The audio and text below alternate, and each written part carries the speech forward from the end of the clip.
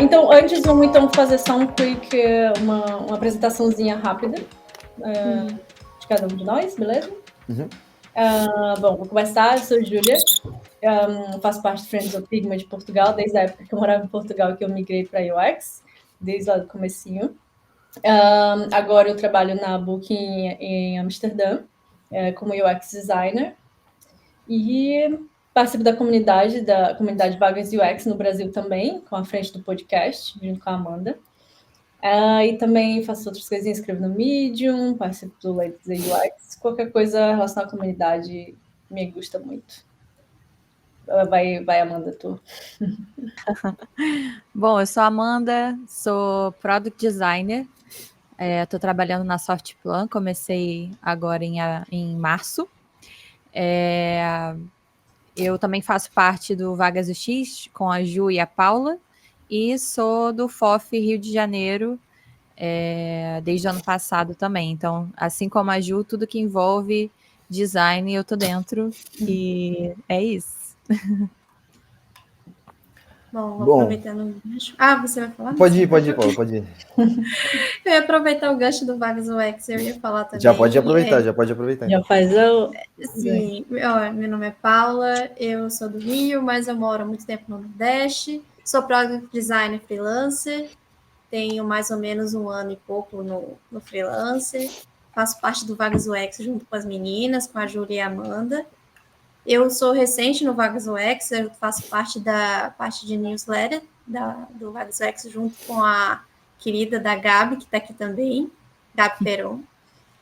E é isso, gente. Eu espero que vocês tenham vários contextos aqui hoje de pessoas de várias senioridades, de várias empresas grandes, empresas pequenas.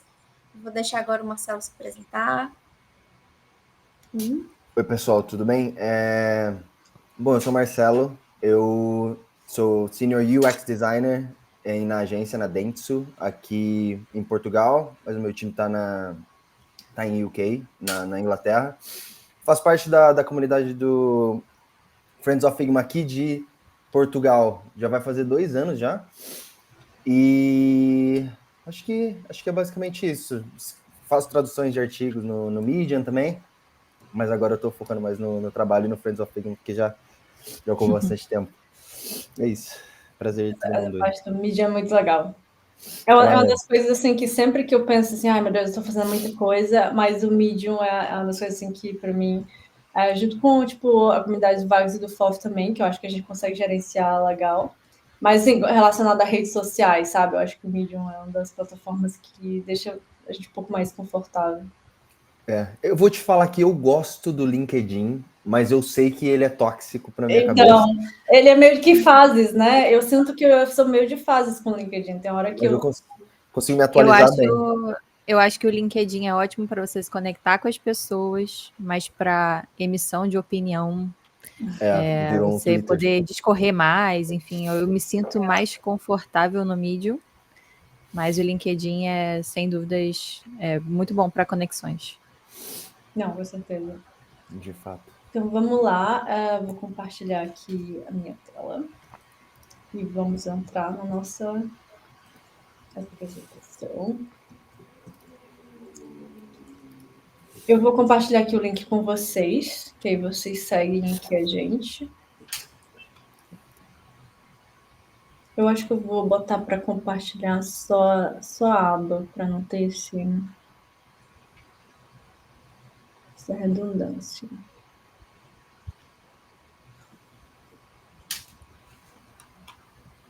Só um minutinho. Enquanto a galera entra no arquivo. Conectado. Exatamente.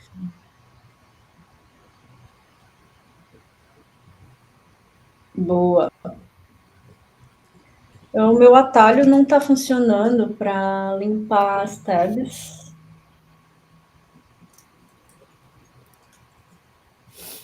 Eu sei que é envio.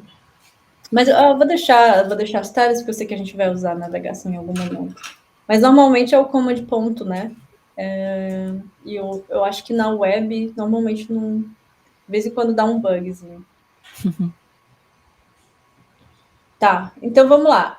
Começando, a gente vai abordar esses 3 pontos principais hoje, que entra dentro desse tema Lynch, né?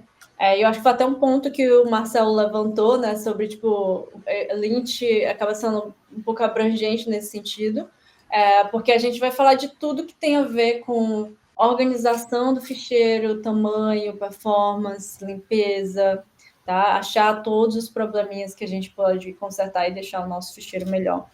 Essa parte de navegação eu vou dar um pouco de ênfase hoje, muito por conta de acessibilidade, como as pessoas conseguem navegar e discoverabilidade do seu ficheiro, tá?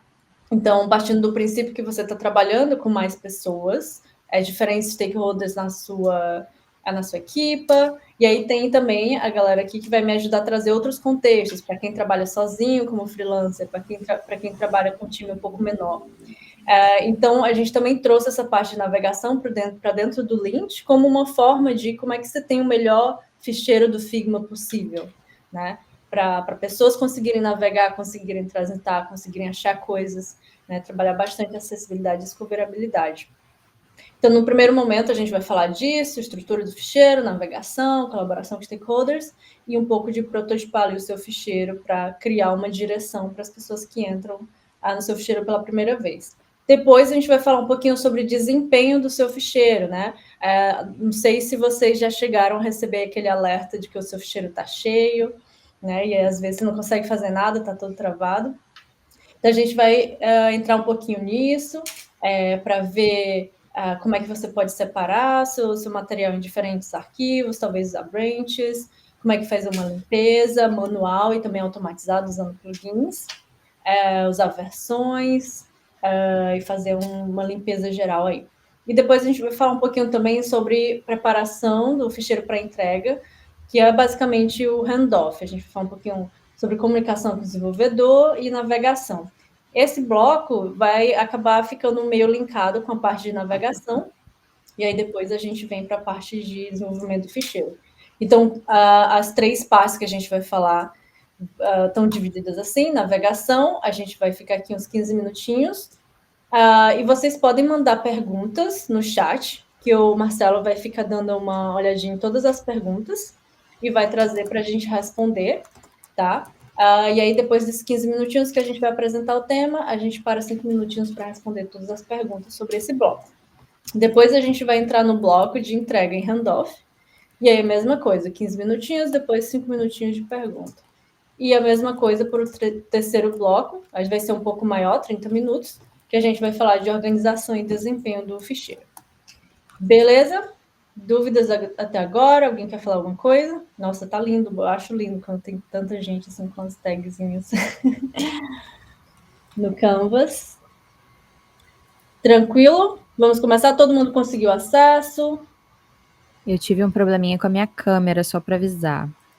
Mas tá conseguindo resolver? Ainda não. Tá, qualquer coisa avisa aqui a gente. Pode tocar. Beleza. Tá, então vamos começar aqui com navegação.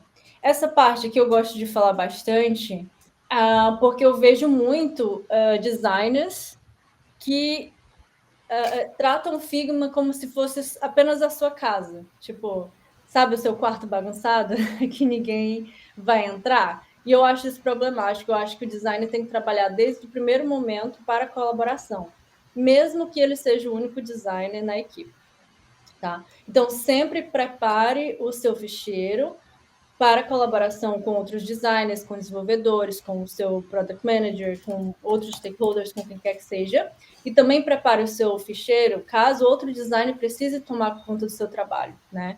Seja porque você saiu da equipe, ou porque você vai começar a colaborar com outro designer, ou porque você saiu da empresa. Então, sempre prepare o seu ficheiro desde o primeiro momento para a colaboração. E aqui eu vou falar um pouquinho sobre preparar o seu ficheiro para diferentes tipos de pessoas que vão entrar nesse ficheiro. Então, muita gente vai chegar via algum link que você vai colocar em algum lugar, e a pessoa vai ser jogada no ficheiro sem saber muito para onde ir, como navegar.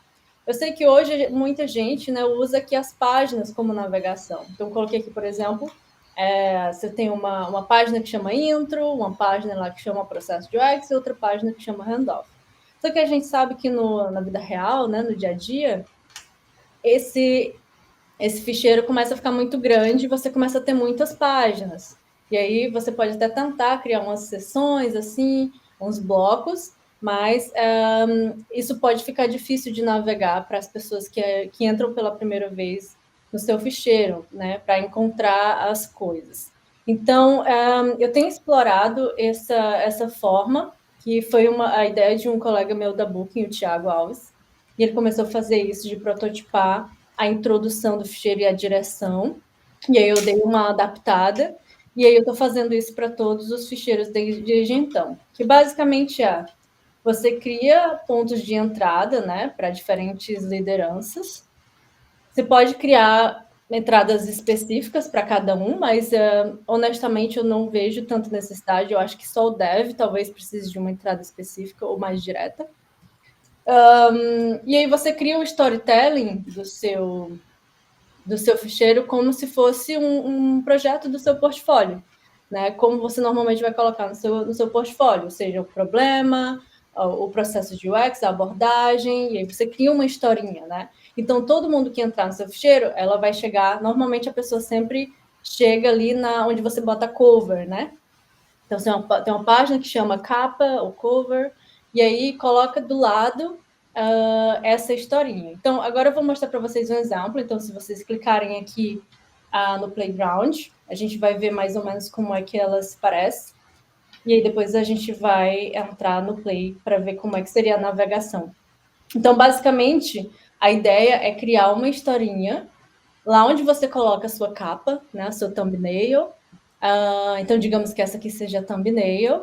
E essa direção que você vai fazer para diferentes stakeholders, você pode fazer, por exemplo, no sumário, né? Então, por exemplo, aqui eu estou deixando claro que esse primeiro bloco é um quick high level, ou seja, para leadership, né? Para liderança que normalmente tem 2 minutos para ver o seu ficheiro e precisa de um contexto, às vezes para o UX Writer que está entrando no seu time, né, pela primeira vez, precisa de contexto, para o UX Researcher, né? Aqui no Deep Dive já é mais talvez para o seu Design Manager, para outros designers que precisam achar cada coisinha que você fez, como que você chegou nessa solução. E aqui você pode linkar, por exemplo, os seus boards do Miro ou do FigJam ou outras coisas, outros materiais, você pode colocar o link. A ideia é mesmo que você coloque o link em cada um dos textos.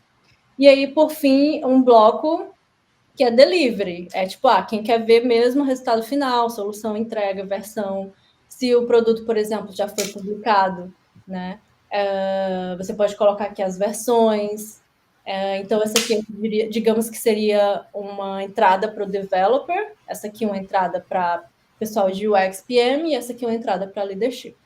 Então, vamos voltar aqui para a gente ver como é que os stakeholders iriam visualizar. Porque a ideia é que você também mande uma entrada que seja uma apresentação, né? Essa aqui, play. Vocês podem acompanhar também a apresentação, mas vocês também podem clicar para ver. Então, a ideia é que você, né, quando você compartilhar o Figma, você primeiro compartilhe o link do Play, né, do protótipo, para as pessoas navegarem e seguir esse storytelling. E aí, no momento que elas decidirem, quero ir para o Figma aberto, né, quero ver em detalhe, você coloca um link para que elas possam navegar. Essa é uma forma também mais acessível para quem, por exemplo, não tem conta no Figma, porque você consegue colocar o protótipo para pessoas que não estão logadas visualizar, né? Dependendo, claro, de como a sua empresa trabalha, se ela permite o protótipo aberto e tudo mais. Mas na maioria das vezes, só o link do protótipo consegue ser visualizado mais facilmente pelas pessoas como uma apresentação qualquer, como uma apresentação de slides, por exemplo. Então, a dica que eu dou na capa, tenta já colocar coloca já o seu protótipo, uma parte do seu wireframe ou do seu design, para que facilmente as pessoas saibam do que se trata isso. Se você não tem peça de design ainda, se você não tem o wireframe pronto, coloca, sei lá, o user flow ou qualquer coisa que em 1 segundo as pessoas consigam assimilar o que é esse projeto exatamente. Porque às vezes só o nome não consegue dizer exatamente o que é. Também colocar o time, né? Isso aqui é a famosa thumbnail, né? Que também vai ser, digamos, a entrada da sua apresentação. E aí você coloca quem que participa nesse time e um statusinho rápido, né? De qual é o status desse projeto. É importante colocar orientação para quem nunca navegou no Figma conseguir navegar. Então, explica para a pessoa que ela pode clicar em qualquer lugar ou que ela vai ter que clicar em algum lugar para mover. Por exemplo, eu vejo em treinamentos que a gente faz do Design System, que eles colocam, né? Você aperta N para seguir adiante, ou você faz isso, você faz aquilo. Então, coloca essas orientações na tela para pessoas que não sabem como navegar dentro do Figma, conseguirem navegar facilmente. Então, aqui está o sumário, e a ideia é que esse sumário seja o index para as pessoas se encontrarem no seu ficheiro. Isso não exclui as páginas, que você vai continuar usando normalmente, mas essa é uma forma que você consegue controlar melhor como criar essa direção, né, para pessoas de diferentes níveis, diferentes stakeholders. Então, digamos que a gente está aqui com um developer, um desenvolvedor, né? Então, ele vai vir aqui, por exemplo, ou para produto ou para entrega. Então, digamos que a gente vai aqui em produto. A ideia é que você tente criar um resumo, né? Da mesma forma que você faria uma apresentação no seu portfólio, e faça entradas do trabalho que você fez. Então, tipo, antes de jogar a pessoa já num fluxo, ou jogar a pessoa já num protótipo enorme, cria essas entradas e aí a pessoa consegue selecionar o que ela quer ver. Então, por exemplo, você pode linkar aqui o processo de UX por trás dessa feature, né? Como que a gente chegou nessa feature. Ou então já ir direto para a entrega. Então, digamos que a gente vai ver a entrega para o dev. Então, digamos que a gente tem aqui desktop, mobile. Então, você vai criando, né, as ramificações. E aí aqui a gente consegue ver como se fosse a página de handoff já, né? Então, você pode criar já um fluxo, uma section. Então, essa section que está aqui, né, ela pode ser bem grande. Então, você pode ter ali várias folhas de handoff. E aí você pode colocar ela no protótipo. Mas, assim, o desenvolvedor ele vai querer ver mesmo no Figma, né, digamos. Então, o que você pode fazer? Você já linka o link para Dev Mode. E aí, quando o desenvolvedor clicar, ele já entra em Dev Mode para aquela página. Então, é uma forma, tipo, de direcionar o desenvolvedor já para o módulo Dev Mode. E esse link você vai conseguir, só clicando aqui com o botão direito. O botão direito não. Aqui nos 3 pontinhos, tem o Copy Dev Link. E aí, quando você copia, você pode linkar na sua apresentação. E aí, as pessoas que clicarem, elas já entram automaticamente em Dev Mode, ou seja, uma área bem mais limpa, bem mais direcionada para aquela feature, para aquele flow.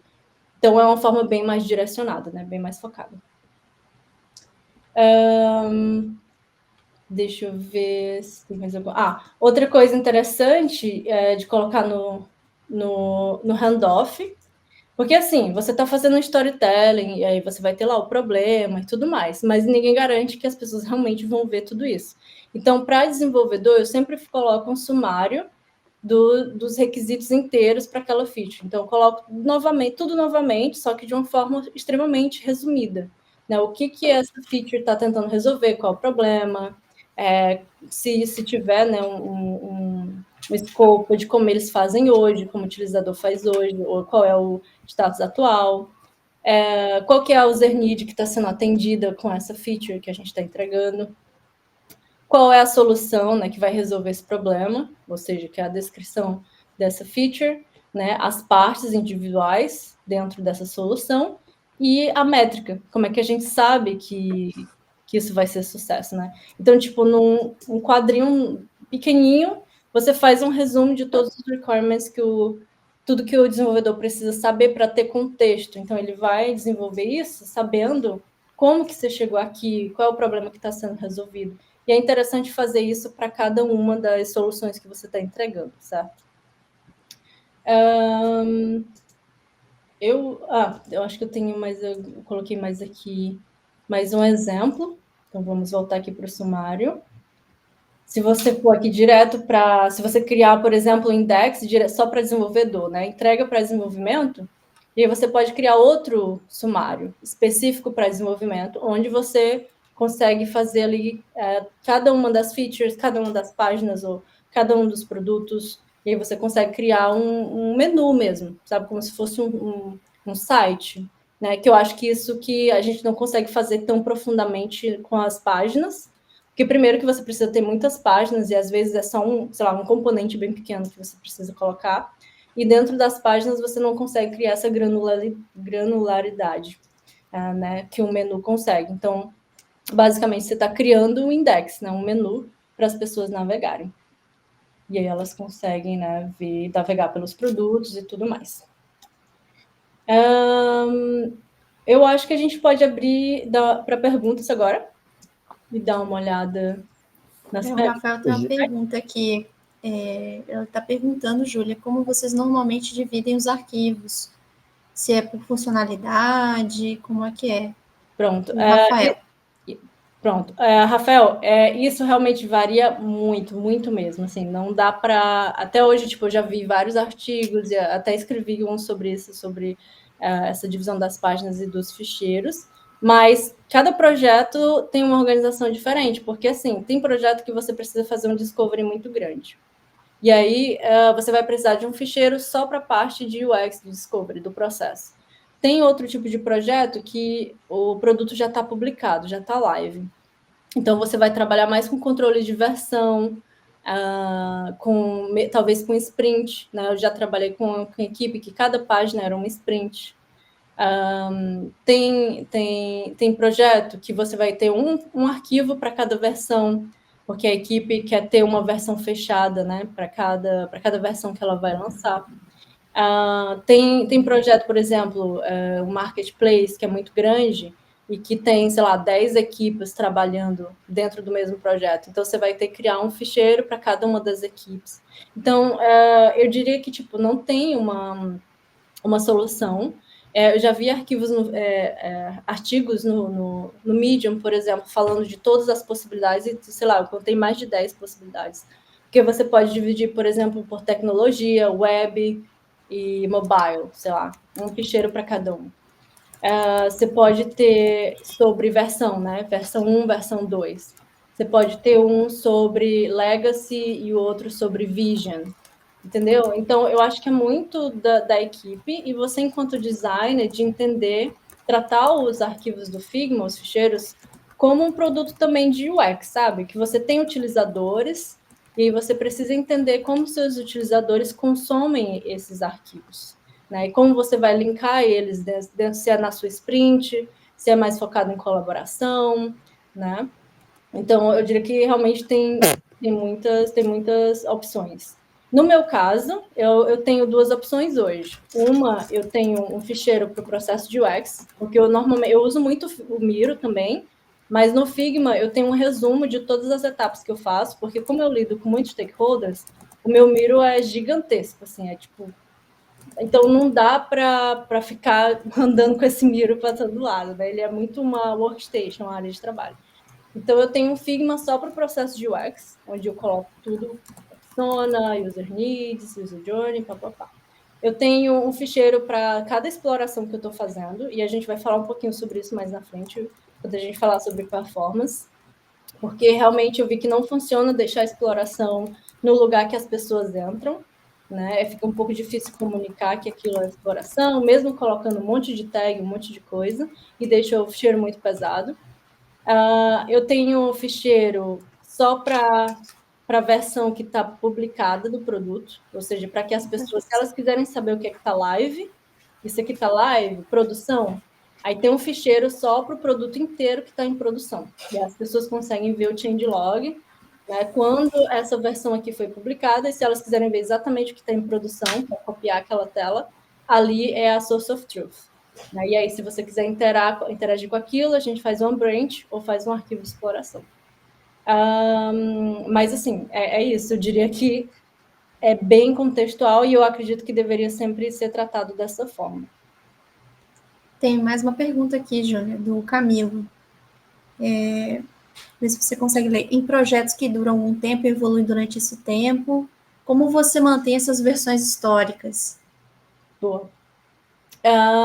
Eu acho que assim, depende se se, tipo, ele evolui ao longo do tempo, né? Eu acho que a maior parte dos produtos funciona dessa forma. O que vai mudar é quão longo esse tempo é. Por exemplo, se é uma vision para 2 anos, né? Então a gente tem que ter um ficheiro para a vision inicial e depois quebrar essa vision em várias epics, né? De acordo com o time, se o time estiver trabalhando com epics. E aí você vai granulando, né? Você vai quebrando em partes menores. E aí você cria um ficheiro para isso. A única questão sobre criar vários ficheiros ele tem que estar muito bem renomeado dentro do projeto, do Figma. Né? Inclusive, se for preciso criar outro projeto, né? Imagina que é um produto que está evoluindo, mas tem um grande legacy. Então, vale a pena ter um projeto para o legacy, e aí ele tem as versões legacy que você precisa administrar, principalmente pensando como que você vai compartilhar isso para as pessoas, como as pessoas vão colaborar, e ter as capas muito bem renomeadas para que as pessoas consigam encontrar. Né? Tem um sistema de nomenclatura também, se for por versão, né? Tem o nome das versões, ter uma tag, né? Para as pessoas se acharem, porque eu já vi exemplos, sei lá, de ter 15 ficheiros dentro de um projeto e eles eram muito parecidos. Eu tinha que entrar para conseguir entender qual é a diferença entre eles. Então, eu diria que é bom granular, mas tipo, se não fizer sentido para a sua equipe, você pode manter tudo num lugar só. Se é um projeto pequeno o suficiente, se ele é de short term, né? Se ele é de curto prazo. Às vezes a sua equipe prefere ter só um link, ter tudo num lugar só, né? E aí, se não ficar muito pesado, pode ser uma boa opção também. Mais alguma pergunta? Eu acho que não, Ju. Pronto, fechou. Eu tinha visto um alertazinho do Q&A. E acho que o Bruno abriu. E agora acho que a gente já pode ir para o próximo tópico e fechar. O próximo tópico é da Paula? Isso, então a gente volta aqui na apresentação. Não, na verdade a gente tem ainda aqui a preparação para entrega. Mas se a Amanda está com algum problema aqui Voltei. no Acho que ela vídeo, voltou. voltou, Amanda. Bem na hora. Certo? Pronto, aí Chegou na sua hora. A Amanda Cheguei vai falar no um meu pouquinho momento, sobre cara. outra opção dessa parte do handoff, tá? De como que ela pode ser feita também. Então, Beleza. Amanda, quer testar apresentar a tua tela? Compartilhar a tua tela? Olha, eu acho que eu prefiro que vocês me acompanhem, Tá, beleza. tá? Então, eu vou te seguir. Bom, como a Ju falou sobre essa questão do handoff e sobre organização do arquivo em si, eu vou tentar falar ficheiro, mas aqui a gente fala arquivo. Então, eu vou tentar me controlar para falar ficheiro, tá? Então, no ficheiro, depende muito do tamanho da equipe e eu vou mostrar para vocês o meu contexto. Na última empresa que eu trabalhei, que era uma equipe muito menor. Éramos 3 designers, não tínhamos PM, não tínhamos PO, não tinha nada, assim, era só devs e os designers. Então, como a gente não fazia um acompanhamento, os devs não estavam acompanhando o dia a dia do desenvolvimento do design, a gente precisava fazer um arquivo montadinho e separado, com tudo explicado para os devs. Explicando que esse não é mais o meu contexto.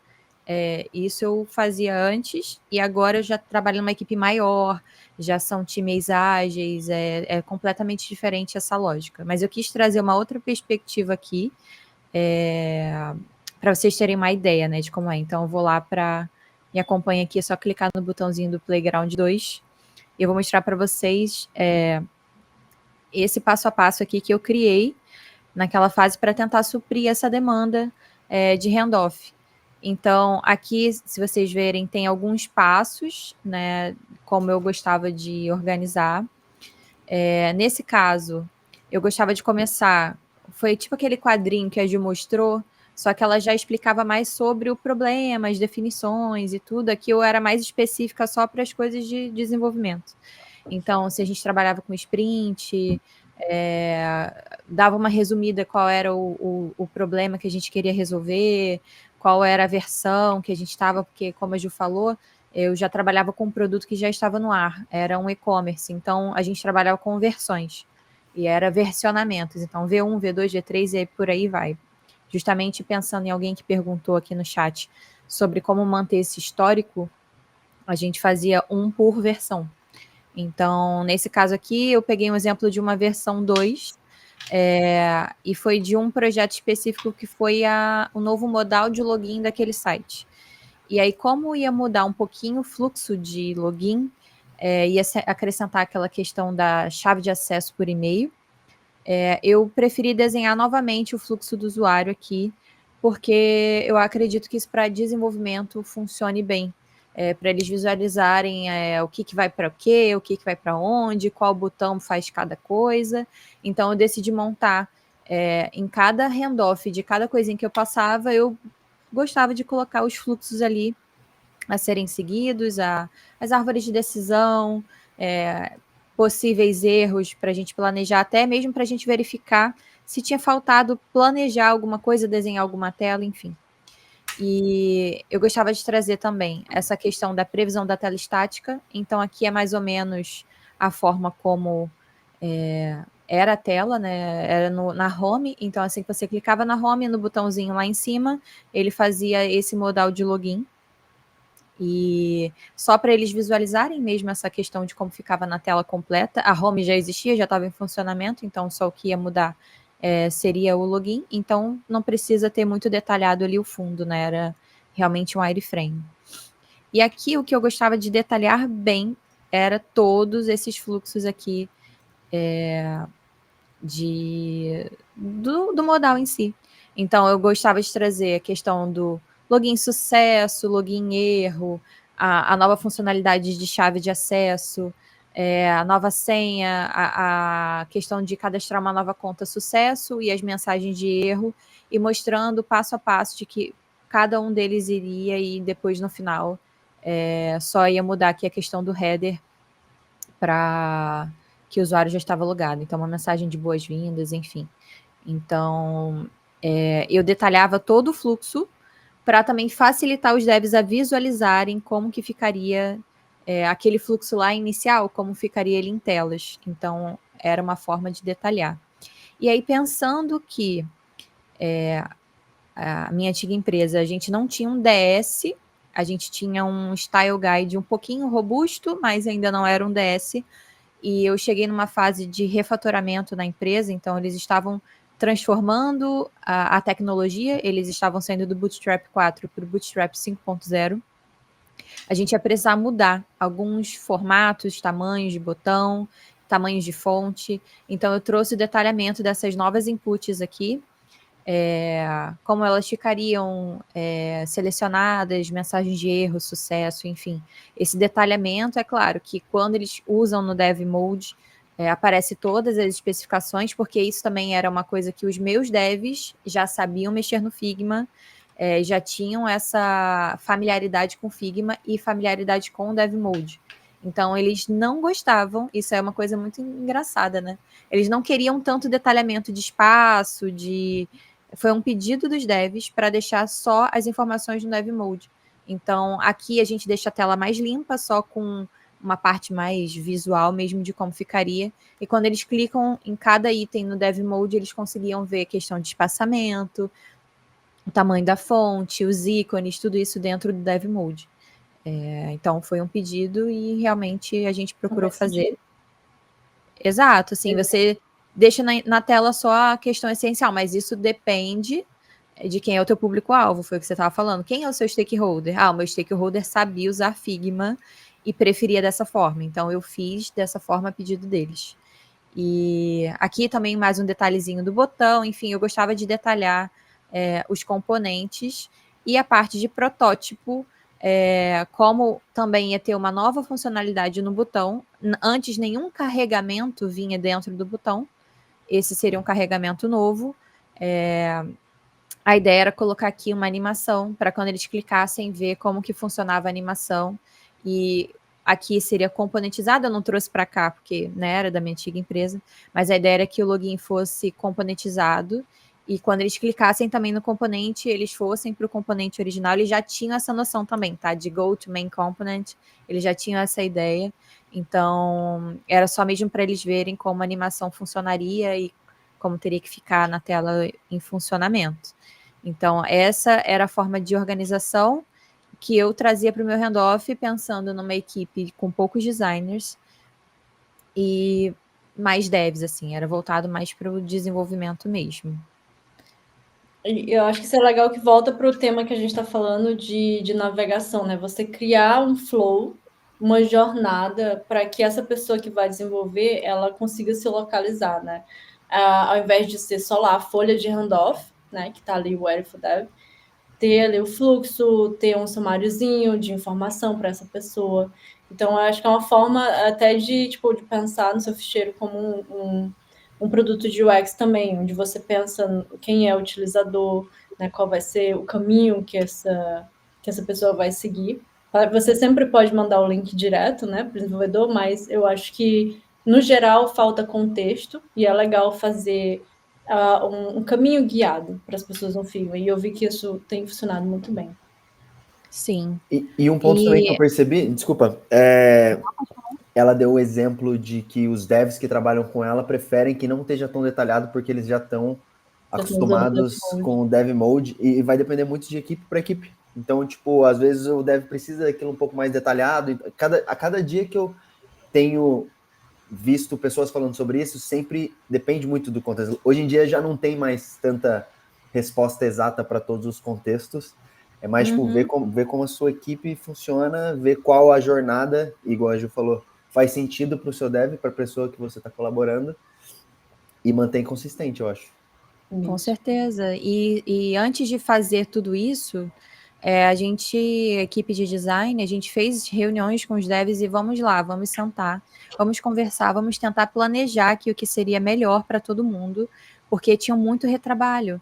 Então, ficava nessas idas e vindas, ninguém entendia o fluxo, então a gente sentou, vamos conversar, vamos pensar numa ideia, depois eu cheguei na próxima reunião com uma solução, e aí eu tinha trazido tudo detalhado, e eles, não precisa de nada detalhado, pode deixar tudo no Dev Mode, e aí eu comecei a colocar apenas comentários no Dev Mode, Ju. Se você clicar aqui nessa, onde eu tô, e colocar para ver como Dev Mode, tem um comentáriozinho, eu gostava de colocar esses comentários. Tá vendo? Aqui vai ser uma largura fixa, assim, assim, assado. E ali do lado, não sei se vocês conhecem o Dev Mode, mas ali como a Ju clicou, aparece... Isso aqui é uma imagem, tá? É um print, então não vai funcionar tão bem. Mas ali do lado direito, na tela da Júlia, desculpa, aparece exatamente os espaçamentos, a altura, os espaços internos. Então, tudo isso eles já estavam acostumados. Então, eu não precisava realmente detalhar isso na tela inicial. Boa. Só respondendo aqui uma pergunta que eu vi, acho que foi do Alberto. Não, deixa eu ver. Não, foi do Rafael, que ele perguntou sobre as licenças, né? Por exemplo, no caso da Booking, a gente teve que comprar as licenças extras. A gente tem plano Enterprise, então teve que ter toda uma pesquisa, né, para saber quantos desenvolvedores realmente precisavam usar, normalmente front-end, para que fosse comprados os seats. Então, eu não tenho a experiência com, só o Inspect sem o Dev Mode, como é que iria ficar. E também tem uma pergunta legal do Alberto, que eu também esqueci de colocar. Ele colocou sobre se a gente também colocava regras de negócios. Sim, eu colocava regras de negócios nessas anotações. Então, eu para justamente não ficar poluindo a tela, para lembrar, olha, aqui realmente só pode colocar 80 caracteres. Isso eu colocava nos comentários. Sim, isso é interessante de trazer, tipo, igual naquele exemplo que eu trago o sumáriozinho, trazer também os requisitos de negócio, para que o desenvolvedor tenha toda a noção do contexto dessa tela, né? Por que ela está sendo criada, quais são os requisitos. E aí você vai entrando mais a fundo ao nível do componente, e aí sim trazendo mais macro. Eu só queria complementar um pouco com relação ao meu contexto, a pergunta do Rafael, que no meu contexto eu tenho o Figma Pro, e eu consigo colocar o meu dev na minha equipe, o meu arquivo, o meu ficheiro, e ele consegue acessar com o Dev Mode, o que eu tenho. Então, eu não preciso pagar uma licença extra ou ele pagar uma licença. Funciona para o meu contexto menor. Diferente da Júlia, que é uma empresa maior, ela tem mais pessoas colaborando nos arquivos. E é isso, só dando esse paralelo. Boa, temos Beleza, mais eu acho que podemos seguir. Temos alguma pergunta no Q&A para checar? Tem uma pergunta aqui do Mike. Nesse cenário que os devs pedem menos detalhes, como vocês veem que o design deve lidar caso exista uma distorção no desenvolvimento do que foi construído no Figma? Pensando em como o design se resguardaria, né? Uhum. Bom, a gente eu não trouxe para cá para esse playground, a gente tinha um outro formato também de conferência das coisas que eles tinham implementado. Tipo, então, como é que chama aquele quality assurance? Uhum. Acho que é o QA. É o QA. É um QA. Só que de design. Designer. Só que design. Então, a gente batia ali e trazia os prints dessa apresentação. Então, olha, isso aqui que você colocou, eles sempre passavam um link que eles ainda não tinham subido, né? Óbvio. E a gente fazia esse refinamento junto com eles. Ó, isso aqui não tá exatamente igual. Esses pixels aqui não estão iguais a esses aqui. Então, a gente fazia essas reuniões de conferência com os devs. Eles não estavam participando de todo o nosso processo de desenvolvimento, mas quando eles estavam desenvolvendo, nós, designers, a gente gostava de estar um pouco mais perto. Então, a gente fazia bastante reuniões de refinamento com eles, justamente para ir batendo e deixar isso registrado no Figma. Então, uma forma de nos resguardar era tirar print e colocar o que estava precisando bater ou não, e a gente levava isso para a reunião, e quando tivesse ok, a gente colocava, tá ok agora, funcionou, vamos adiante. E é bom também aproveitar para revisar com o desenvolvedor se ele conseguiu acesso àquela informação, tipo, por que ele fez diferente, né?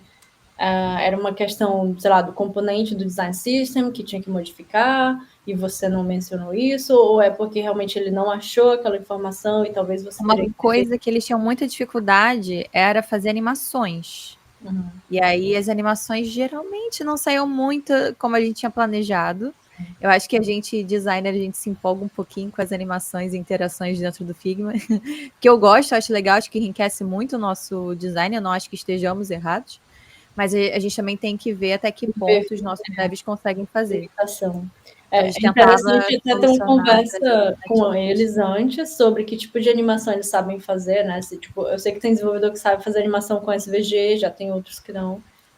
Hoje em dia tem bibliotecas também, né, de animações. O Gitter, por exemplo, é bem legal. O eu lembro que Live teve uma é época muito que eu bom. usava o Lore, e aí, tipo, era fácil de implementar o JSON. Então, tipo, antes de fazer animação, é bem interessante já conversar sobre como que você desenvolve a animação, como que pode ser feito, porque aí a parte do Figma você consegue fazer mais fácil.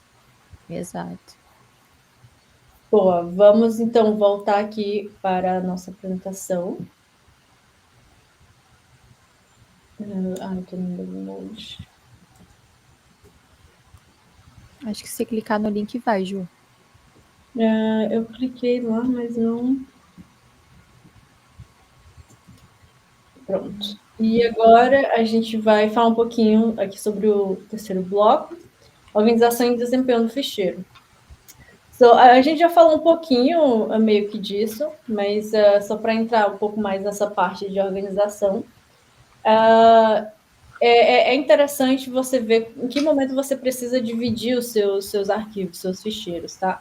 Então, eu sempre falo que se você tem um projeto grande, talvez seja interessante separar o seu processo de UX do momento que ele é lançado. Se for um projeto novo, por exemplo, que vai ser lançado pela primeira vez, então coloca o projeto de UX inteiro no momento que você tiver o produto lançado, coloca toda a parte de produção em outro ficheiro. E aí, a partir daí, você vai trabalhar por versões e por sprints, tá? Claro que no novo ficheiro, você sempre vai ter aquele resumo com um link para o Deep Dive. Então, trabalhe muito com links.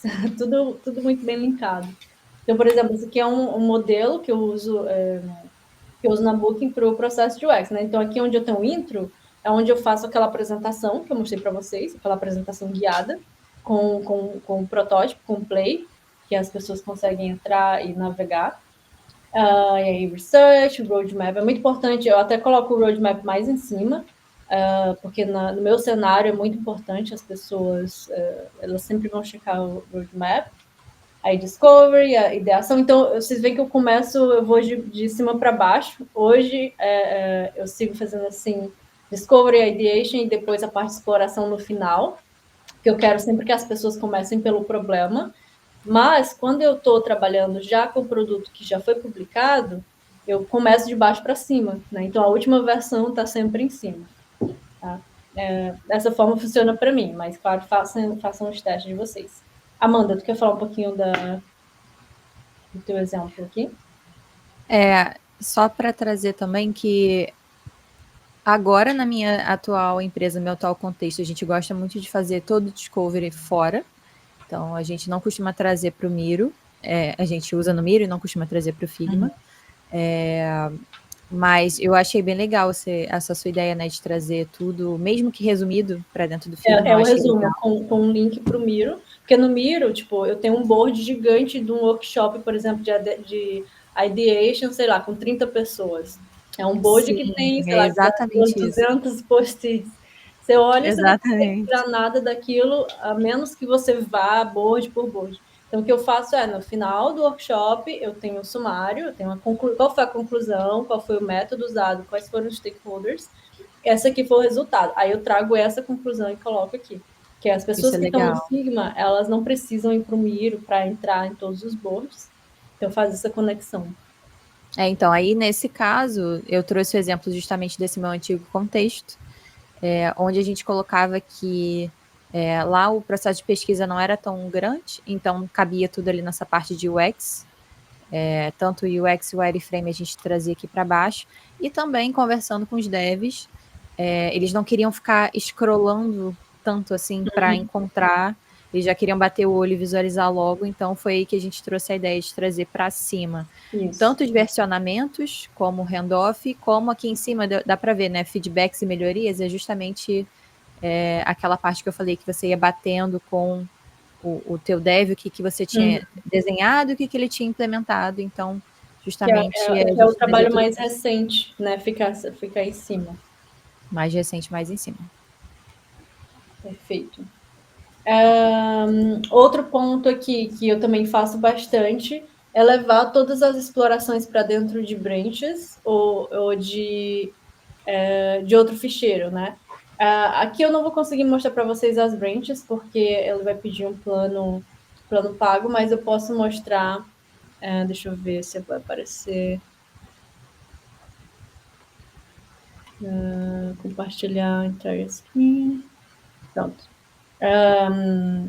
A ideia é que você vai aqui nesse íconezinho, e aí você clica em criar branch no seu ficheiro, e aí você vai chamar, tipo, exploração da home, né? Você vai fazer uma exploração específica para essa página, e aí ele vai criar um novo arquivo, uma cópia, né? E aí vai ter esse símbolozinho, e aí você trabalha fazendo as modificações. Então, digamos que esse retângulo não vai ser mais azul, ele vai ser verde.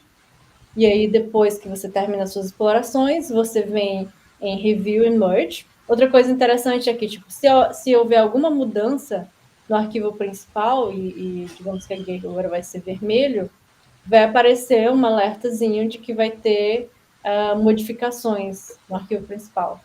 Não apareceu ainda, mas em algum momento ele aparece, e ele vai perguntar se você quer trazer essas modificações do arquivo principal.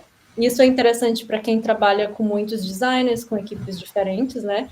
Ou para quem trabalha, por exemplo, com bibliotecas também, que muita gente contribui ao mesmo tempo. E aí, quando você clica em Review e Merge, apareceu o alerta agora. Deixa eu só mostrar o que aparece no alerta. Vai aparecer aqui Updates Available from the main file, e aí se você clicar em Update, ele vai te dizer, olha, o retângulo lá foi editado, você quer aplicar essa mudança ou não? Deixa eu ver se ele deixa eu aplicar. É para deixar eu aplicar, mas não está deixando, mas enfim. Vamos... Acho que tu tem que selecionar ali, não? Ele não estava deixando Ele não estava selecionando. deixa eu ver aqui de novo. Update. Não está deixando eu selecionar. Pode ser algum bug. Mas a ideia é que, tipo, se eu selecionar, ele vai atualizar. E aí, aqui na minha exploração, vai aparecer já o retângulo vermelho. Mas digamos que eu não queira essa atualização. Eu vou entrar no Review Merge. E aí ele vai mostrar as diferenças, né? Before and after. Você pode ver também um overlay, um por cima do outro, side by side. Você também pode pedir para pessoas revisarem, né? Então, você pode colocar aqui, adicionar pessoas para revisarem. Então, eu uso bastante isso com colegas, porque na Booking a gente trabalha em coisas muito pequenas às vezes, sei lá, um íconezinho do badge e tem, sei lá, 3 designers envolvidos. Então, você precisa da aprovação de muita gente, porque vai mexer com áreas de outros times. E aí, quando você... Deixa eu ver se dá só para clicar. Eu acho que ele também não está deixando selecionar para fazer o request. Porque eu não tenho as pessoas aqui, beleza. E aí você clica em Merge, e aí ele vai trazer essa exploração para o arquivo principal. Então, isso aqui é interessante quando você tem um arquivo publicado, né, com a versão em produção, e aí você tem uma versão 2, que você fez uma exploração, sei lá, mudou o card, e aí só quando ela estiver aprovada, validada, então você faz todo o processo dentro da branch, e aí quando ela estiver aprovada, você faz o merge. E aí ele vai mostrar as branches como archived, né? Então aqui ela está merged, você ainda consegue abrir ela e consultar, mas você não consegue mais editar ela. Beleza? Então, essa é uma das formas. Para quem não tem acesso às branches, faz aqui como exemplo da Amanda. Você vai criando ficheiros, só tem um cuidado para linkar tudo direitinho, colocar os links, porque as branches, ela já fica ali, né? Ela fica no topo, elas ficam conectadas com o arquivo principal. No caso dos ficheiros, não tem essa conexão, então você tem que criar essas conexões. Amanda, quer adicionar algo sobre isso? Não, exatamente isso. Inclusive os estudos de benchmarking, todas essas coisas também, para não ficar muito grande, ou fazia no Miro ou fazia num novo board dentro dessa pasta, né? Eu gostava de dividir em pastas justamente os estudos e depois fazer um arquivo final. Isso. E também usar bastante o versionamento, né? Isso também vai ajudar tudo isso de separar os materiais em diferentes arquivos ou em branches, e também ter o versionamento vai ajudar a melhorar a performance do seu ficheiro e também a navegabilidade dele, né? O tamanho, não ficar muito gigante. Então, é uma coisa bem simples, mas eu acho que muita gente não usa, né? Que é salvar as versões, né? Você vem aqui no ficheiro, aqui na arrowzinha, Show Version History, e aí você é só clicar no mais e salvar, né? O que você fez, a modificação que você fez, coloca os detalhes. Nossa, isso já me salvou tantas vezes, eu não sei nem te dizer. E agora o Figma permite que você visite a versão, copie coisas e traga para nova, né? Às vezes, se o seu ficheiro for muito grande, é um pouco lento de navegar nas versões, mas ainda é melhor, muito melhor do que, tipo, ter muita coisa sem ter essa organização por versão. Eu acho que ajuda bastante. E os desenvolvedores também são muito familiarizados, né, com as versões e com as branches. Fala que essa coisa de versionamento, para mim, funciona geralmente quando é algum arquivo primário, assim, sei lá, o arquivo da library ou o arquivo do produto em live. Porque acaba por ser trabalhoso, e quando você está em muita gente, se você pedir para todo mundo fazer isso em todos os arquivos, eu acho que nem todo mundo vai aderir. Sim. Então, aqui para mim só funciona quando é algum arquivo muito prioritário, assim. Eu acho que é interessante fazer esses testes, né? Como é que funciona para muitas pessoas, para diferentes contextos. Agora, a Amanda vai falar um pouquinho sobre o uso de memória. Sim, estou sem câmera de novo, gente. Eu não sei o que aconteceu, mas estou aqui. Vocês estão me ouvindo, né? Então, estou ouvindo. Não, beleza. O uso de memória Como eu trabalhava justamente com essa questão das versões, e a gente geralmente começava usando essas versões todas no mesmo arquivo, eu já cheguei no limite de memória de uma página, de um arquivo mesmo do Figma. Então, ali, eu não sei se todo mundo tem esse costume de colocar tantos arquivos assim dentro do Figma, mas eu já precisei ter que limpar e fazer uma boa limpeza na memória, porque ele já tinha chegado 99% de memória e estava já um aviso, um alerta vermelho, assim, olha, você precisa limpar. Ele não deixava nem fazer novas páginas e para carregar ele demorava. Então, assim, realmente foi o que eu falei, inclusive das versões já terem até me ajudado, que ele já travou, bloqueou, a gente perdeu coisa e vamos procurar, conseguimos achar numa versão. Mas é muito importante monitorar o tamanho do arquivo e até para você ver se você não consegue realmente fazer uma limpeza e diminuir o tamanho dele. E aí, se você não sabe como ver essa questão da memória, nunca atingiu esse limite, porque ele começa a vir alerta a partir de 60%, né? Se você não sabe como você consegue visualizar isso, você vem aqui na barrinha. Vocês estão vendo? Não, aqui, né? Vou dar um zoom para ficar melhor. Você vem aqui a barrinha do Figma, em View e Memory Usage, você já consegue visualizar ele aqui dentro, tanto o status total do seu arquivo de memória, como individualmente. Acho que aqui no print não tá dando para ver, mas ele mostra aqui do ladinho, cada página, o quanto de memória está usando aquela página. E aqui ele já te dá, inclusive, algumas dicas de como você fazer para reduzir essa memória. Então, você fazer uma limpa nas suas layers, você transformar SVG em componente em vetor. Então, eu trouxe até aqui essa para cá, no próximo tópico, falando um pouquinho melhor sobre essa questão do flatten. Só para adicionar também ainda dentro desse tópico, se você clicar aqui em Show Memory Usage in Layers Panel, ele vai te mostrar a porcentagem. Pronto, ele vai te mostrar a porcentagem que cada página está usando. É que estava desativado, né? Exato. Muito bem lembrado. E aí, passando aqui justamente para essa questão da limpeza, quando a gente está com a memória muito cheia, a gente, obviamente, vai precisar fazer uma limpeza e dar uma desafogada no nosso arquivo. E aí, eu fazia uma limpeza mais manual,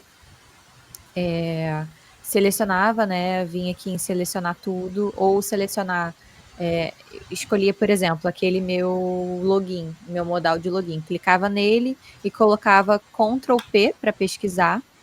E aí selecionava todos com as mesmas propriedades. Então, se eu quisesse selecionar só o texto, hoje em dia já tem uma nova ferramenta, né, que o Figma lançou que já ajuda pra caramba. Mas eu não vou falar dela, eu vou falar dessa questão aqui mais arcaica. Ctrl P, então selecionava ali todos que tinham a mesma propriedade, seja de cor, você consegue escolher fonte, o mesmo texto, às vezes você tinha textos diferentes. E aí, por exemplo, vou dar o exemplo de cor. Se você clica aqui, por exemplo, nesse texto, você quer encontrar todos que têm esse formato, esse mesmo tamanho, essa mesma cor, você consegue selecionar aqui com as mesmas propriedades.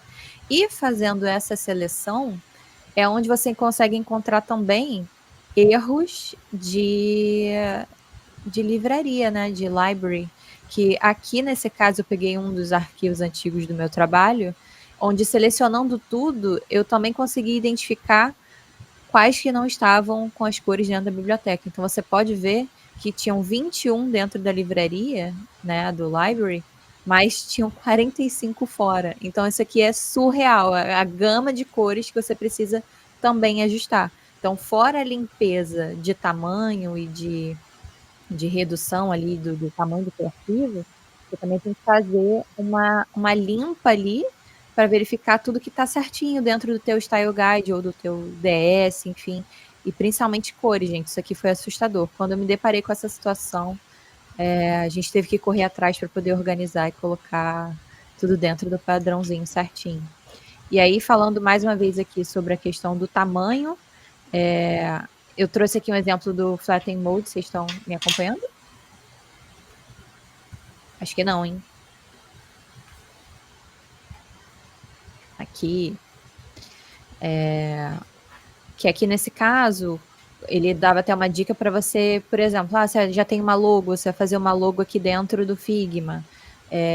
Você pode pegar, esse exemplo aqui eu tirei até do próprio site do Figma, você pode colocar todas as letras separadinhas, se você quiser uma edição em cada letra depois, seleciona com o botão direito, vai naquele painel de camadas, ou Ctrl E, e ele vai fazer a transformação daquele texto em vetor. E aí ele fica mais leve e também mais fácil de ser editado depois. Você consegue editar as letras separadamente. É bem essa questão de vetorização do arquivo, tá? Então, isso também faz com que diminua o tamanho, o peso, porque o texto pesa mais do que um vetor, mas também pensando no futuro ali em logos e etc., você consegue mexer melhor. Mas também tem uma outra questão aqui que a Paula e a Júlia vão trazer, que é bem mais fácil do que o que eu estava fazendo mais manual, que é fazer esse leading com plugins. Pessoal, tem sempre uma forma de fazer mais rápido e, graças a Deus, todas as vezes a gente tem ajuda de plugins. Há quem goste, há quem não goste tanto, mas eles facilitam bastante esse processo. Eu confesso para vocês que dentro do meu cenário eu nunca tinha ouvido falar sobre linting antes, não tinha a menor ideia do que era isso, eu fazia tudo de uma forma muito mais arcaica, muito mais manual, e algumas vezes eu nem precisava mexer tanto. Eu selecionei alguns plugins aqui para vocês, que são os mais utilizados, e testei vários deles, achei eles muito interessantes, e eu vou explicar mais ou menos como que vocês podem tirar partido de cada um para os seus projetos. Aqui do lado tem alguns links para vocês baixarem nos Figmas de vocês. Esse Roller Design Linter, ele tem uma versão free e uma versão paga. E eu vou explicar um pouco de cada um para vocês terem uma noção. Esse daqui é bastante utilizado, eu gostei bastante dele, o Design Lint. Ele basicamente encontra erros dentro do seu design, de inconsistência, estilos, fontes, preenchimentos, tudo que você tenha, e o legal dele é que você consegue, inclusive, filtrar por tipo de erro, por tipo de parte do seu design que ele possa estar tendo uma inconsistência, e ele avisa para você onde é que isso está. Ele direciona o seu olhar, e aí você escolhe, você escolhe o que você prefere fazer, se você quer ignorar, deixar como está, se você quiser selecionar todos esses componentes e criar um estilo próprio para cada um. Eu dei um exemplo aqui de texto, que é bem comum de você ter dentro do seu design. Você ter alguns e você já vai começando a colocar textos em estilos que não são e você acha que está todo mundo padronizado e não está. Dentro dos arquivos isso gera muito ruído, então é interessante você ter uma certa higiene dentro deles. E esse plugin ele ajuda bastante. Ele é um plugin gratuito e tem muito... ele é bem versátil, ele mostra muita coisa. Eu achei ele bem completo. E eu indico muito que vocês trabalhem com ele. Com relação à divisão, vocês podem ver por erro ou vocês podem ver por layers. Esse plugin, ele basicamente vai puxar toda a sua library para dentro dele, toda a sua biblioteca vai ficar aqui, e você pode manualmente colocar a sua biblioteca aqui dentro também, selecionar aquilo que você acha importante, aquilo que você vai usar e o que você não vai. Aqui tem 2 exemplos de um arquivo, de alguns slides que eu tinha dentro de uma página no meu arquivo, e ele mostra como ele encontra esses erros, e você pode selecionar manualmente cada um e verificar o que você quer, e ele te aponta dentro do design, ele seleciona, olha, é exatamente aqui, é esse pedaço daqui que está com a inconsistência, e você vai escolher se você tem uma cor que está fora do padrão, se é uma fonte que não está exatamente correta com o que você tem cadastrado nos seus estilos, e você vai corrigindo isso. Ele é muito bom, ajuda bastante. E tem o gêmeo dele, um similar, não sei quem veio primeiro, gente, mas eu estou trazendo ele tem uma versão free e uma versão paga, mas o que eu mais gostei dele é que ele é muito mais intuitivo que o primeiro. Ele é muito mais limpo, é mais fácil de mexer nele. Só que ele tem... A versão dele free é muito limitada, então você só tem acesso às cores e textos. Em relação ao outro, você consegue ter muito mais, de você encontrar até alteração no arredondamento dos seus frames, e o outro acha tudo isso, esse aqui não acha. Não, pelo menos na versão free. Mas ele é muito simples, muito fácil, gostei muito dele. Eu fiz até um teste aqui para mostrar para vocês de como é que isso funciona. Ele é bem limpo. Você tem aqui, por exemplo, eu selecionei aqui uma cor. Tudo que tem essa cor dentro do meu projeto, aí ele encontra, e eu consigo substituir isso facilmente. Eu quero que tudo que seja dessa cor fique uma cor mais, enfim, outra cor ainda dentro do meu estilo. Eu seleciono e rapidamente vai mudando tudo. Deixa eu só ver aqui rapidamente aqui, se vocês estão... Cara, eu tô isso é muito ouvindo um bom. som... Não só para manter, quer dizer, não só para fazer essa limpeza, né, para fazer essas correções, mas até para atualização, assim, esses plugins devem ser ótimos. Com certeza. Muito bom, realmente. Você consegue manipular vários layers de uma vez só, e você consegue corrigir, não só corrigir, mas justamente isso, atualizar, mudar, porque às vezes tem coisas que essas ferramentas novas que a gente tem de edição múltipla não pega. E isso aqui pega. Yeah. Então, ele é ótimo para isso. E outro que eu fiquei apaixonada, gente, é esse daqui. Ele é excelente. Ele faz um ajuste diferente do outro, que vai pegar mais nos estilos. Ele já mexe mais com a questão de layers em si, e algumas coisas que eu vou mostrar para vocês que eu fiquei assim, não sei se você já tinha um método para fazer isso, mas olha, isso aqui ajuda muito. Ele deleta layers ocultas, você pode fazer isso de uma vez só, você pode fazer classificar alguns layers, renomear eles de uma forma mais rápida. E o que eu gostei muito é um problema que eu estava tendo, ele conseguiu corrigir, que é você mexer naqueles que tem subpixels. Não sei se você já tiver esse problema. E você encontra muito fácil isso. Você deixa tudo certinho e de repente tem alguma coisa que não está batendo. Você tem decimais. E ele arredonda rapidamente. Eu já perguntei para alguns designers essa semana, eu tive problema com isso. O pessoal do Vagas aí já sabe muito bem. Fernando, muito obrigada, você é maravilhoso. E eu fiquei me batendo nisso daqui, eu falei, meu Deus, eu vou entregar para um dev uma coisa com decimal, meu Deus, que crime, o que eu faço? E agora? Não sei o quê. Aí teve gente que me falou, olha, calma, você pode entregar, não tem problema, nem tudo é perfeito. Aí eu falei, meu Deus, não, tem alguma coisa errada. Aí eu descobri, conversando com as meninas nessa troca, que tem alguns plugins que fazem isso de uma forma bem interessante, e eu aconselho vocês a usarem. Funciona muito. É um clique e você já resolve. Você nem sabe exatamente onde é que está, mas já resolve para você esse detalhe. Outro que eu achei muito interessante, que parece pouca coisa, mas não é, ele pode ajudar muito na hora da leitura por outras pessoas dentro do seu arquivo, que é você selecionar e colocar em uma ordem dentro dos layers. Por exemplo, você tem aqui layer 2, 3, 1, e aí ele, num clique só, você consegue ajeitar e deixar tudo isso na ordem que você gostaria. Tudo bem que a gente tem a ferramenta do Ctrl R, que você consegue fazer uma nomeação e fazer isso de uma outra forma. Mas esse daqui, ele tem a vantagem que ele faz, assim, ele seleciona e você cria ordens diferentes. Você pode colocar numa ordem, inclusive, aleatória para o seu arquivo, se for sua intenção, deixar ele de uma forma descendente ou ascendente também. Já dentro do Figma tem algumas coisas que já fazem isso. Pelo Ctrl R você consegue manipular isso bem, mas eu achei ele interessante e acho que vale a pena trazer. Ele é uma mão na roda para muita coisa. Tem esse daqui, do Select Matching Layers também. Eu não vou falar muito dele, mas já tem uma opção no Figma que a gente já consegue editar vários layers que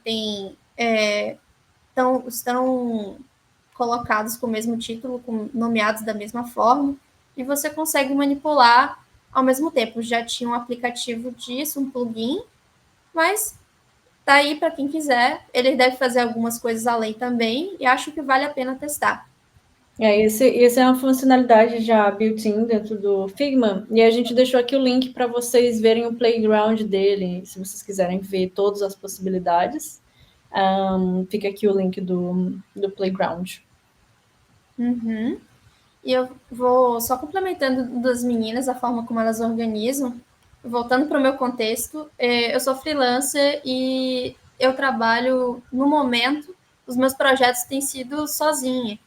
Claro que eu sempre tenho pessoas que eu possa trocar, outros designers, eu converso, mas no fim das contas eu tenho que fazer um arquivo e um projeto muito voltado para minha própria organização. De uma certa forma, eu deixo tudo porque eu vou entregar em algum momento para um desenvolvedor e a minha conversa vai ser com ele, e aí eu busco colocar dentro dos meus perfis, aqui eu trago para vocês um exemplo, eu trago como fica os meus arquivos em desenvolvimento. Eu botei escondendo o nome das empresas, tá? Mas é basicamente isso. Eu, diferente das meninas, gosto de separar handoff do projeto original. Acho que a Júlia chegou a falar que ela também faz isso, mas para mim tem sido melhor separar justamente, não só pela questão de memória, eu não sabia, mas por conta, para deixar mais limpo e mais claro onde é que o dev precisa ir. E eu separo esses dois arquivos, a parte de UX, a parte de benchmark, análise, eu deixo em outro arquivo, eu chamei esse aqui de backup, que é basicamente o mesmo projeto. E eu gosto de deixar o link do site, os links que eu preciso. Vejam como é bem mais básico, bem mais simples. Eu não coloco muitas informações dentro da minha thumbnail, porque eu não tenho exatamente muita coisa para definir. Eu não tenho um PO, eu não tenho um PM, eu não tenho uma equipe para botar aqui. Então, eu não preciso contar tantas coisas. Minha história é bem mais sucinta. Eu só preciso botar, basicamente, data, alteração de desenvolvimento, citar quais são as versões que eu tenho desse arquivo. E isso daqui eu peguei, inclusive, de vários outros cursos que eu fiz de UI. Um deles foi o do Intuitive Pixel, do André Knaben, que é muito bom. E ele tem exatamente essa estrutura, eu fui adaptando para o meu contexto. Eu vou dar um exemplo aqui de como é que eu organizo as minhas layers atualmente. Eu deixo a cover em cima, eu criei uma parte de calendário e documentação para o meu stakeholder, falando que a Amanda disse que o stakeholder, no caso dela, manipula o Figma, o meu não. Ele é uma pessoa que não tem... Ele tem familiaridade com algumas coisas digitais, mas ele não tem nada familiar com o Figma em si. Eu consigo apresentar para ele dentro do Figma, ele entende bem, mas ele não entra aqui dentro desse histórico, desse processo. Então, eu tenho que olhar por isso também. De qualquer forma, eu deixo tudo estruturado, faço sessões, coloco... Já chegou até ter essa conversa aqui dentro do chat, e tem que ser algo personalizado, gente. Não tem uma receita de bolo para isso. E a gente vai sentindo que, quando a gente trabalha, o que fica melhor, o que atende bem, o que é melhor ficar em cima, o que é melhor ficar embaixo, quais são os processos que estão sendo trabalhados e que ficam mais acessíveis em cima, o que tem mais coisa. Eu já trabalhei num voluntariado que as duas PMs não sabiam e tinham medo e tinham um certo... não gostavam da ferramenta do Figma, não tinha muita familiaridade na época. Então, o que eu fazia? Eu criava coisas que ficaram mais fáceis para elas acessarem, deixava tudo num único lugar. Quando a gente resolvia aquela etapa, eu mudava para as outras pastas. Então, se eu estava fazendo o wireframe e estava fazendo outra coisa, eu deixava tudo na discussão do momento numa pasta só. Não é para mim, é design, mas sim para todos que vão fazer parte daquele projeto. Então, eu tinha que ter esse cuidado. Ah, mas para mim fica muito mais fácil, muito mais bonito e organizado se eu deixar benchmark numa pasta e o wireframe na outra. Não é assim que funciona, às vezes. Exatamente, exato. Não funciona assim. Muitas vezes eu tive que falar, olha, como a gente só está dando nessa sprint atenção a isso, eu vou trabalhar isso aqui agora desse jeito. Quando tiver mais ou menos estruturado, eu vou botar nos arquivos antigos. E funcionou muito bem. Ajudou bastante, todo mundo ficou muito bem alinhado, sem ficar perdido, porque era um constrangimento para muitas das pessoas não saber entrar e ficar perdida dentro do projeto. Paula, agora você vai falar a tua dica Sim, vou falar. Aqui. Não, é Vou- porque eu tô vendo que a galera tá começando a sair. Gente, não sai ainda não, porque no final a Paula vai falar uma super... Vai ter Sim, gente, isso ela daqui descobriu aí. abre portas. Eu vou, ó, um minuto só, vou falar aqui da minha parte de versionamento, que eu chamo de arquivo. Deixo também dentro da minha... Vem aí, vem aí. Gente, é sério, isso daqui que eu vou falar, ninguém sabe essas coisas, e é um hack do Figma. Eu nem sei se eu podia estar falando isso dentro de uma live do Friends of Figma, mas eu vou falar. Na gravação, a gente corta na gravação. Disseram que eu podia, então eu vou falar. Quem tiver aqui vai saber. Uma dica para quem tem a versão free do Figma fluir. Com relação à organização, eu gosto de botar em tags. Muita gente já conhece, mas, enfim, essa é a forma como eu trabalho e tem dado muito certo. Eu coloco quando o arquivo está completo, eu boto uma parte da tag em progresso, coloco um subtitle aqui dizendo o porquê, o que eu estou vendo ainda, e aí eu alinho com o meu desenvolvedor. Um desafio para mim foi justamente que o meu desenvolvedor ele não tem familiaridade com Figma. Então, diferente das meninas que tem o Dev Mode e não precisa detalhar, eu preciso detalhar. Então, eu tenho que botar espaçamento, eu tenho que tratar a documentação de uma forma diferente. Porque eu não sei qual é a dificuldade dele, então tem que estar claro e visual para ele de qualquer jeito. Enquanto ele ainda não se adapta, eu tenho que fazer isso. Durante as minhas etapas, como eu converso com o meu stakeholder, eu procuro fazer sempre em PDF também. Eu sempre deixo coisas para ele ver antes das minhas reuniões e deixo durante, converso com ele depois. Então, eu estou sempre entregando essas documentações. Eu faço tudo no Figma. Eu não sei... eu gosto muito de deixar tudo num lugar só. Tem pessoas que gostam de ficar migrando e deixando, por exemplo, trabalho um pouco no Miro, trabalho um pouco no Figma. Eu, particularmente, não gosto muito do Miro, apesar de ter mexido bastante com ele. Eu gosto muito mais do Figma porque eu me sinto menos limitada com ferramenta. Eu gosto de personalizar tudo. Então, o Figma me dá muito mais essa personalização que eu gosto do que o Miro. Eu me sinto mais livre lá. E dentro dessa parte aqui do que eu entrego para o meu stakeholder, eu gosto de deixar muito visual para ele. Então, essas sprints, né? Eu gasto muito tempo fazendo isso também, deixando bem visual.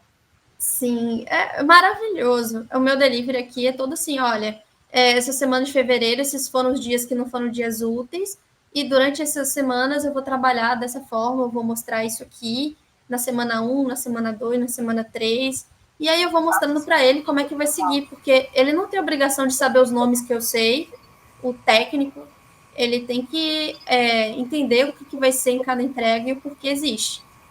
E agora a cereja do bolo, gente, que vocês esperaram, quem esperou, valeu a pena, porque, ó, dentro do meu voluntariado, eu descobri um segredo. As pessoas dentro do projeto, elas não tinham o Figma da versão Pro. E por muito tempo eu não tive também. Eu acabei tendo por conta de um curso que eu fiz, e tenho 2 anos de Pro, mas o que é que acontece? Ele tem limitação de página. E aí a pessoa fica presa nisso e não consegue criar todas essas layers, todas essas organizações que a gente consegue fazer por ter justamente a versão Pro. O que acontece? Se você... Olha só, gente, preste atenção. Se você... Olha o hack. Por um acaso, tiver o Figma Free e você tiver os Style Guides, esse plugin do Style Guide, o efeito colateral que ele faz, ele vai criar uma página nova no seu arquivo, justamente para mostrar o que ele entrega dos estilos, da organização que você quer para o seu Style Guide. Como resultado. Então, o que acontece? Você está lá querendo 10 páginas, uma página a mais, não consegue. Você baixa um desses plugins, está até aqui o link para vocês. Baixa o plugin ou do Color Style Guide ou do Typography Style Guide, que você vai conseguir ter uma página ou infinitas páginas, quantas vocês quiserem. Tudo que vai acontecer é que ele vai gerar um arquivo, você limpa e bota o seu. Fora que ele já te ajuda a organizar o próprio Style Guide, né? Que, enfim, Sim. Exatamente, tem a gambiarra, mas Gambiarra de milhões. a questão da funcionalidade que ele te oferece. Então, realmente, Ainda tem a funcionalidade. Porque a gente nunca sabe qual é o trabalho que a gente vai ter. Eu tinha Pro, mas o meu grupo no voluntariado não tinha. E o arquivo não era meu. Então, eu tinha que mexer com base na estrutura que tinha. E esse luxo de você criar uma página para criar uma divisória, você não pode nem sonhar com isso se você tem uma versão que só dá 3 páginas. Ó, tá todo mundo aqui pedindo, pelo amor de Deus, edita isso no vídeo gravado. Edita isso. Eu fiquei pensando exatamente isso, gente. Se eu falar isso, daqui a pouco some a ferramenta e nunca mais vamos ter essa benesse. Mas, por favor, se a gente editar, espalhem a palavra, compartilhem com o máximo de pessoas. Fica só entre a gente aqui, tá? Compartilhe com seus amigos. Soteropolitana retada, meu Deus, Alberto. Olha, tem outra dica aqui, ó. Se você tem um arquivo que já tinha várias páginas, dica aqui do Alberto, ele duplicava e aí trabalhava em cima da cópia. Maneiro, mais um. Sensacional. Mais um hack. Antes. O Rafael também, ó, falou que se você copiar da própria community, ele também mantém as páginas. Eu lembro quando eu iniciei no rascunho, ali naquela página, naquela parte livre do Figma, nos recentes, nos drafts, você poderia criar quantas quisesse antes de mover para os times. Aí agora eu não sei se dá mais. Né? Temos alguma pergunta nesses últimos minutinhos? Eu vou abrir o QA aqui. Mas até agora não. Todo mundo está ocupado baixando por cima. Aproveitem que ela colocou o link aí, ele não vai ficar aí muito tempo. Então. Boa, galera. Então, é isso. Obrigada por participarem. Espero que vocês tenham curtido. A gente quis fazer um compilado aqui de coisas relacionadas ao Lynch. Espero vocês no próximo evento aí do Friends of Figma Portugal. E mandem feedback para a gente, outros temas que vocês gostariam de ver. Sei lá, pessoas, comunidades, collabs e tudo mais. Segue as redes aí do FOF, a gente vai botar a gravação do evento e vocês podem compartilhar. E obrigada também, Marcelo, Amanda e Paula, por participarem. Muito obrigada, vocês entraram com tudo e trouxeram muito material rico. Valeuzão. O pessoal só perguntou aqui, Ju, quando que vai ser próximo encontro aqui do Friends of Figma.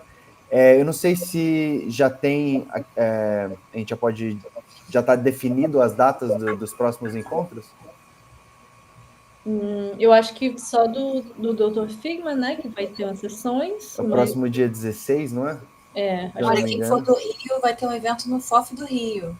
Boa. Quem não for do Rio, que estiver por aqui, por perto, estiver passando, deixa eu olhar aqui no calendário para falar com certeza, dia 19, vai ser no Brioteco na Tijuca, então queria. Vai ser um papo descontraído, a gente vai falar desde as novas funcionalidades do Figma até bater papo de besteiras. Então, quem estiver por aqui, apareça. FOF Rio de Janeiro.